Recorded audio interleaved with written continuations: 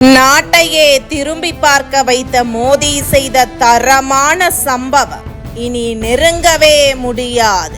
அப்படி போடு.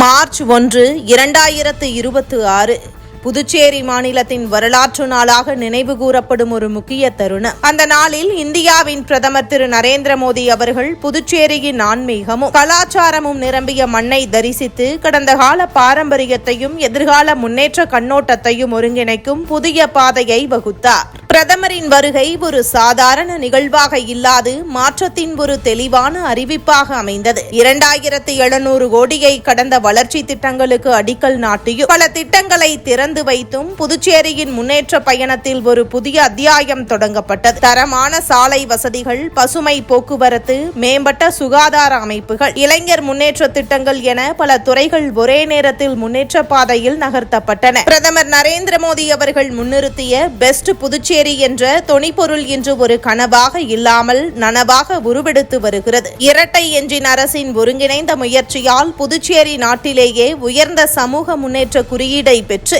ஒருவருக்கு வரும் வருமானத்தில் கணிசமான வளர்ச்சியை அடைந்துள்ளது. இது சாதாரணமல்ல, நிர்வாக திறனும் திட்டமிடப்பட்ட செயல்பாடும் சேர்ந்த ஒரு வெற்றி கதை. இளைஞர்களின் எதிர்காலத்தை முன்னிலைப்படுத்திய பிரதமர் கல்வி மற்றும் வேலைவாய்ப்பில் பெரும் முன்னேற்றத்தை ஏற்படுத்தி இருக்கிறார். NIT காரைக்காலில் டாக்டர் APJ அப்துல் கலாம் பொறியியல் கட்டிடம் திறந்து வைக்கப்பட்டது. மாணவர்களுக்கான நவீன விடுதி வசதிகள் ஏற்படுத்தப்பட்டன. புதுச்சேரி பல்கலைக்கழகத்தில் மேம்படுத்தப்பட்ட கட்டமைப்புகள் மூலம் உலகத்தரமான கல்வி சூழல் உருவாக்கப்பட்டுள்ளது. நீண்ட காலமாக காலியாக இருந்த அரசு பணியிடங்கள் நிரப்பப்பட்டு இளைஞர்களுக்கு அரசு பணியில் சேரும் வாய்ப்பு வழங்கப்பட்டது என்பதும் குறிப்பிடத்தக்க முன்னேற்றமாகும். சுகாதாரத்துறையில் ஜிப்மர் பிராந்திய புற்றுநோய் மையம் நவீனமயமாக்கப்பட்டு அவசர சிகிச்சைக்கான மேம்பட்ட கட்டிடங்களுக்கு அடிக்கல் நாட்டப்பட்ட காரைக்காலில் ஒருங்கிணைந்த ஆயுஷ் மருத்துவமனை மூலம் பாரம்பரியமும் நவீனமும் இணைந்த முழுமையான சுகாதார சேவை வழங்கப்படும் சூழல் உருவாக்கப்பட்டுள்ளது. போக்குவரத்து மற்றும் இணைப்பு வளர்ச்சியில் கிழக்கு கடற்கரை பொருளாதார பாதைக்கு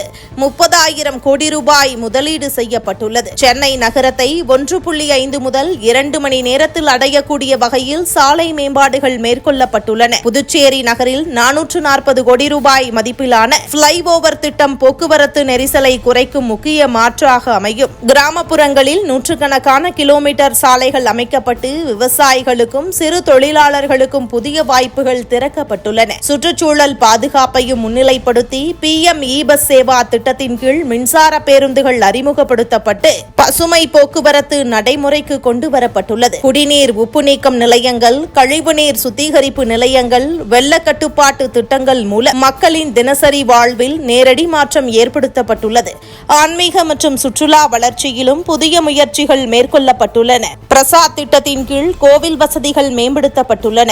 அரவிந்தர் மற்றும் தி மதர் அவர்களின் கனவை நினைவுகூரும் வகையில் ஆரோவில் உலக ஆன்மீக மகோத்சவம் தொடங்கப்பட்டுள்ளது. இந்த வரலாற்று நிகழ்வை 25,000க்கும் மேற்பட்ட மக்கள் நேரில் கண்டு கொண்டாடினர். புதுச்சேரி வித் மோடி என்ற ஹேஷ்டாக் நாடு முழுவதும் ட்ரெண்டாகி மக்கள் ஆதரவை வெளிப்படுத்தியது. புதுச்சேரி ஒரு புதிய வளர்ச்சி பாதையில் உள்ளது. 2047ஆம் ஆண்டுக்குள் விக்ஷித் பாரத் இலக்கை அடைய புதுச்சேரி முக்கிய கல்லாக இருக்கும் என்று பிரதமர் உறுதியளித்தார். வளர்ச்சி, நம்பிக்கை, முன்னேற்றம் இவை மூன்றையும் தழுவி புதுச்சேரியின் புதிய காலம் தொடங்கியுள்ளது.